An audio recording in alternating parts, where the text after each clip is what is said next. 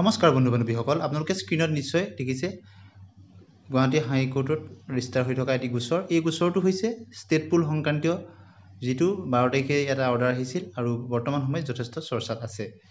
2019 চনতে এই কেছটো ৰেজিষ্টাৰ হৈছিল আৰু 12 তাৰিখত এই অৰ্ডাৰটো আহিছিল। অৰ্ডাৰটো আপুনি চাই লওক। Mister S Bora, learned standing counsel as authorities has submitted that the learned advocate general Assam shall address this court on behalf of the respondent authorities in the matter. অৰ্থাৎ এডভোকেট জেনেৰেলে এই মেটাৰত তেখেতে উপস্থিত হ'ব। Accordingly he pleads that this matter may be taken up on 25/06/2024। অৰ্থাৎ 25 জুন তাৰিখত পুনৰ কেছটো দিবৰ কাৰণে তেওঁ পেয়াৰ কৰিছে আৰু পেয়াৰ ইজ একচেপ্টেড।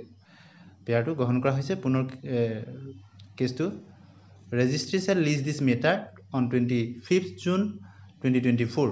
পুনৰ এই কেছটো 25 জুন তাৰিখত হিয়াৰিং হ'ব। Mister K N Choudhury, learned senior counsel assistant, mister R M Deka, learned counsel are present on behalf of the পিটিশ্যনাৰ্ছ।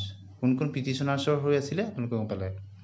গতিকে এই গোচৰটো যিটো শেহতীয়াকৈ যিটো চৰ্চাত আছে, গতিকে আমি এই গোচৰটোলৈ যোৱাৰ আগতেই এই গোচৰটো এটা যিটো সম্পূৰ্ণ যিটো 12 তাৰিখত যিটো অৰ্ডাৰ, যথেষ্ট পৃষ্ঠাৰ প্ৰায় 42 পৃষ্ঠাৰ এটা ৰায়দান, গোটেইটো আপোনালোকক ইয়াত দিছোঁ, আপোনালোকে নিশ্চয় দেখিছে। প্ৰথমতে আমি আলোচনা কৰিম এই ষ্টেট পুল শিক্ষকসকলৰ বিষয়ে। অসম চৰকাৰে 2017 চনৰ ছেপ্টেম্বৰ মাহত প্ৰথম সপ্তাহত লোৱা কেবিনেট সিদ্ধান্ত মৰ্মে এখন শিক্ষা সবলীকৰণ আঁচনি নামেৰে আঁচনি তেওঁলোকে মুকলি কৰিছিল। আৰু সেই শিক্ষা সবলীকৰণ আঁচনিখনৰ অধীনত শিক্ষক নিযুক্তি দিব লাগে বুলি চৰকাৰী নিৰ্দেশনা প্ৰকাশ পাইছিল 6/9/2017 তাৰিখত। শিক্ষা সবলীকৰণ আঁচনিখনৰ অধীনত শিক্ষক নিযুক্তি দিয়া হৈছিল 8/9/2017 চনত খানাপাৰাত। আৰু সেই সময়ত শিক্ষামন্ত্ৰী আছিল ডক্টৰ হিমন্ত বিশ্ব শৰ্মা, যিজন বৰ্তমানৰ মুখ্যমন্ত্ৰী। আৰু সেই সময়ত মুখ্যমন্ত্ৰী আছিলে সৰ্বানন্দ সোণোৱাল ডাঙৰীয়া। এই আঁচনিখনৰ অধীনত যিসকল ষ্টেট পুল শিক্ষকক নিযুক্তি দিয়া হৈছিলে, এই শিক্ষকসকলৰ বাছনি প্ৰক্ৰিয়া অসম চৰকাৰৰ সৰ্বশিক্ষা অভিযানৰ হাতত ন্যস্ত কৰিছিল।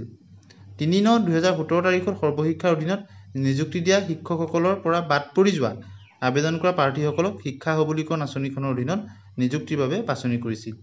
অৰ্থাৎ 3/9/2017 তাৰিখত এক নিযুক্তি হৈছিল 7044 জন শিক্ষকৰ SSCৰ অধীনত। আৰু তাত যিসকল শিক্ষকে চিলেকশ্যন নহ'লে, তাৰ মাজৰ পৰাই এই শিক্ষা সবলীকৰণ আঁচনিৰ যিসকল 11,000তকৈ বেছি ষ্টেট পুলৰ শিক্ষক, তেওঁলোকক নিৰ্বাচন কৰা হৈছিল, যিসকল বাদ পৰি গৈছিল তাৰ পৰাই। তদানীন্তন শিক্ষামন্ত্ৰী হিমন্ত বিশ্ব শৰ্মা ডাঙৰীয়াই এই শিক্ষকসকল যি 11,000তকৈ বেছি আছিল ষ্টেট পুলৰ শিক্ষক, তেওঁলোকক DLED কৰিবৰ কাৰণে, NISৰ অধীনত DLED কৰিবৰ কাৰণে তেখেতে সেই সময়ত কৈছিল। আৰু তেওঁলোকে 2017 চনত যিটো স্পেচিয়েল বেষ্ট আছিলে 2017 পৰা 19 চনলৈ, তাত তেওঁলোকে NISৰ অধীনত যিসকলৰ প্ৰফেচনেল কোৱালিফিকেশ্যন আছিলে তেওঁলোকে DLED কৰিছিলে। এই শিক্ষকসকলৰ দৰমহাকে আদি কৰি অন্যান্যখিনি পৰিচালনাৰ দায়িত্ব অসম চৰকাৰে অৰ্পণ কৰিছে সৰ্বশিক্ষা অভিযানক। শিক্ষা সবলীকৰণ আঁচনিৰ অধীনত নিযুক্তি দিয়া শিক্ষকসকলৰ দৰমহা কিন্তু যিটো পে'মেণ্ট যিটো প্ৰদান কৰা হয়, সম্পূৰ্ণ অসম চৰকাৰে ব্যয় কৰে পইচাটো। গতিকে SSCবিলাকত জানে সৰ্বভাৰতীয় ভাৰতবৰ্ষৰ পৰ্যায়ত 90%, 10% এনেকুৱা ধৰণৰ এটা কথা আছে। কিন্তু ষ্টেট পুলৰ শিক্ষকসকলৰ সম্পূৰ্ণ লাইবিলিটিজ পে'মেণ্টৰ সেইখিনি অসম চৰকাৰে বহন কৰে। গতিকে এই কেছটো ৰেজিষ্টাৰ হৈছিলে 2019 চনতে, আপোনালোকে কেছ নাম্বাৰটো দেখিছে। গতিকে এই কেছটোত যিসকলে ৰুজু কৰিছিলে, সেই অনুযায়ী যোৱা 12 তাৰিখত যিটো শুনানি হৈছিল, যি অৰ্ডাৰ আহিছিল, আপোনালোকে প্ৰথমেই নিশ্চয় দেখা পালে। গতিকে যিসকলে গোচৰটো দিছে আৰু কেছটোৰ হিয়াৰিঙত কেনেধৰণে কথাখিনি উত্থাপন কৰা হৈছে, সেইখিনি কথাও আপোনালোকে আগৰ ভিডিঅ'ত আপোনালোকক দিছোঁ, আপোনালোকে নিশ্চয় শুনিছে। আৰু এইখিনিতে কিছুমান কথা উত্থাপন হৈছে, যেনে ধৰি লওক বিজ্ঞাপনৰ ক্ষেত্ৰত ষ্টেট পুলৰ যিসকল বা এই যিখন আঁচনিৰ অধীনত, অসম চৰকাৰৰ আঁচনিৰ অধীনত যিসকল শিক্ষকক নিযুক্তি দিয়া হৈছিল, তেওঁলোকৰ বিজ্ঞাপনৰ ক্ষেত্ৰতো কিছুমান প্ৰশ্ন আহিছে যে নতুনকৈ বিজ্ঞাপন তেওঁলোকৰ কাৰণে বিজ্ঞাপন দিয়া হৈছিলে নহ'ল, এডভাৰটাইজমেণ্ট প্ৰকাশ কৰা হৈছিল নে নহৈছিল, বা তেওঁলোকৰ যি এপইণ্টমেণ্ট দিয়া হৈছিল তাত যিটো চৰকাৰী মতে কেটেগৰী ৱাইজ দিয়া হৈছিলে নে নাই, বিভিন্ন কাষ্ট কেটেগৰী অনুযায়ী, বা ৰোষ্টাৰ মেইনটেইন কৰা হৈছিলে নে নাই। ইয়াৰ উপৰিও গোচৰত যি 12 তাৰিখৰ দিনা কিছুমান কথা ধৰি লওক, NISৰ অধীনত যিসকলে DLED কৰিছে, বৰ্তমান আপোনালোকে নিশ্চয় জানে মহামান্য সুপ্ৰিম কোৰ্টৰ যিটো ৰায়দান আছে যে 18 মহীয়া DLED বুলি তেওঁলোকক কোৱা হৈছে NISৰ অধীনত থকাখিনি। আৰু 24মহীয়া DLEDৰ সমকক্ষ নহয় বুলি কোৱা হৈছে। গতিকে এনেধৰণৰ কথা কিছুমান উত্থাপন হৈছে। গতিকে এই প্ৰসংগত পুনৰ কেছটো 25 তাৰিখত হিয়াৰিং হ'ব।